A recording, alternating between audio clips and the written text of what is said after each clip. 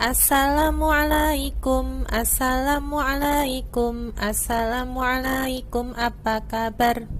Assalamualaikum warahmatullahi wabarakatuh. Bagaimana kabarnya anak-anakku? Semoga kalian selalu sehat ya. Untuk pertemuan kali ini kita akan belajar materi tentang bersih itu sehat. Untuk yang pertama, kita akan mengenal arti bersih dan sehat. Coba anak-anakku, amati gambar yang ada di bawah ini. Oke, sudah diamati ya?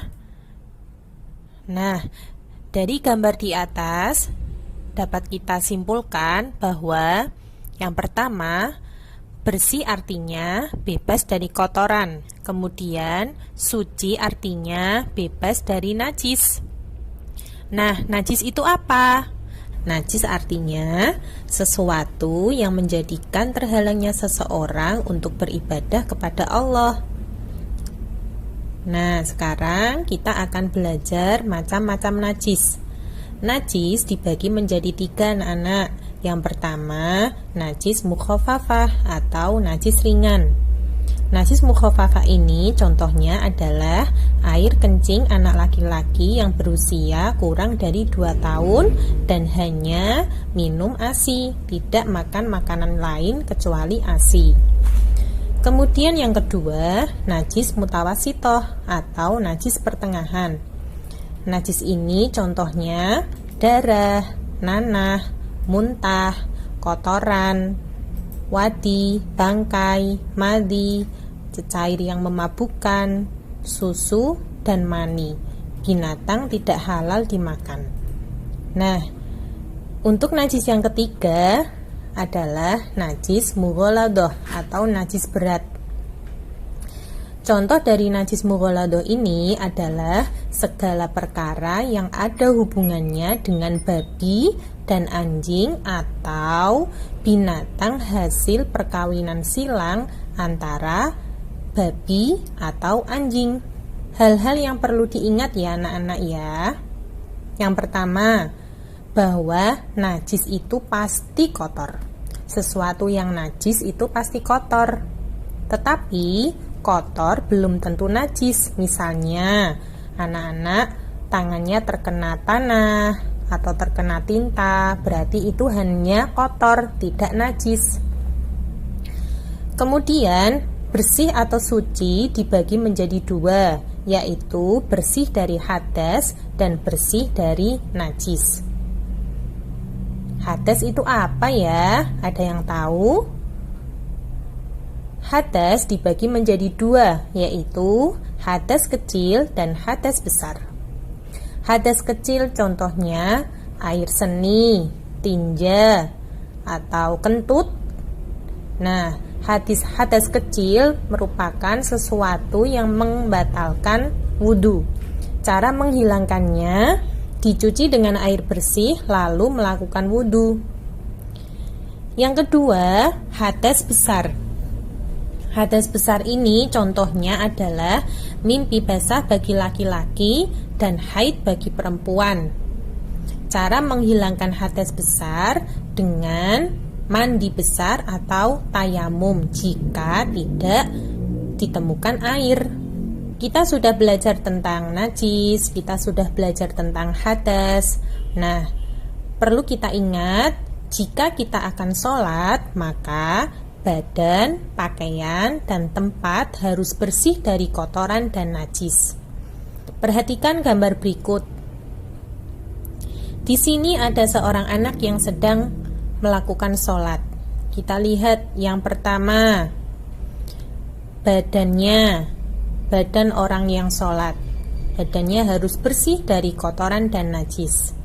Kemudian pakaian yang dipakai ketika sholat juga harus bersih dari kotoran dan najis. Kemudian tempat yang diperlukan yaitu seluas sajadah juga harus bersih dari kotoran dan najis. Sudah paham ya anak-anak ya? Untuk selanjutnya kita akan belajar cara membersihkan najis. Bagaimana pendapat kalian tentang gambar di bawah ini? Oh iya, pintar. Gambar di sini menerangkan tentang seorang anak yang sedang membersihkan najis pada pakaian atau barang yang dipakainya.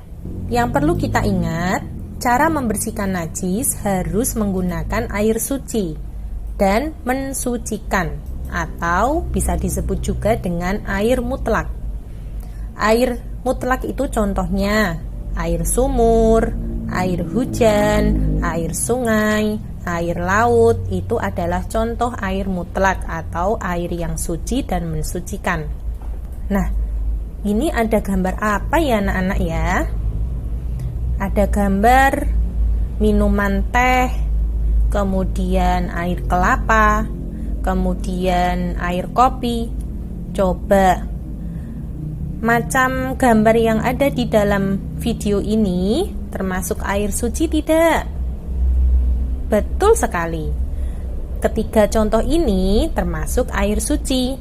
Sekarang Bu Guru mau tanya, air suci yang ada di gambar ini atau air yang biasa kita minum boleh tidak dipakai untuk mensucikan najis?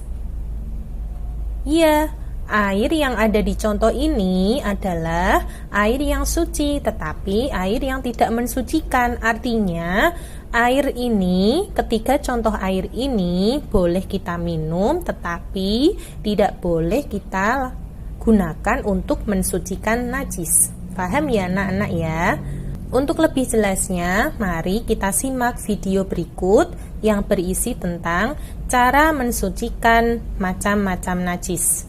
Cara mensucikan najis mukhaffafah. Najis ini termasuk najis yang paling ringan. Hal ini dikarenakan cara mensucikannya paling mudah. Yang pertama, air kencingnya dihilangkan terlebih dahulu. Ingat, najis mukhaffafah adalah najis kencing bayi laki-laki yang belum genap 2 tahun dan hanya minum ASI. Dan kita harus pastikan bahwasanya sifat-sifat najis, baik bau, rasa, warna, itu semuanya hilang. Perhatikan caranya. Bu Alia hati-hati agar tidak terkena najis tangannya ya. Kemudian kita percikkan air sampai rata.